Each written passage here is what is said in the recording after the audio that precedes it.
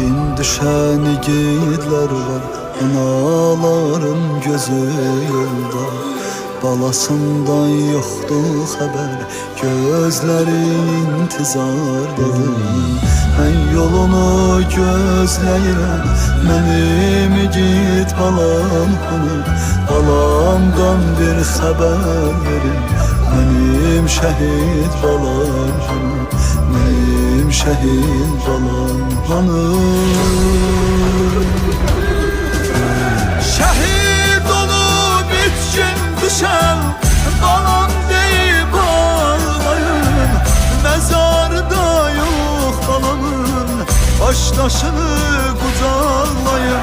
Şehit olup için düşen balam deyip ağlayın. Mezarda yok balamın, baştaşını kucaklayın. Çarem yoktu, çaresizem, yüreğimi dağlayıram.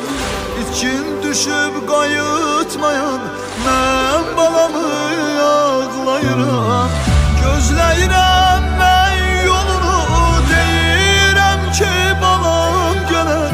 Əgər mənim balam gəlsə, mənim dərdim qəmim biter. Mənim dərdim qəmim biter. Şehit olup için düşen balam deyip ağlayın. Mezarda yok balamın, baştaşını kucaklayın.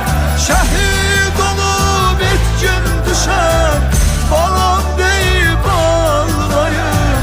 Mezarda yok balamın, baştaşını kucaklayın.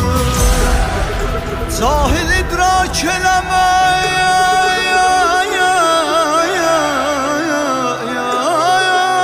Siret-i Kur'an'dı şehit. Arif sana göre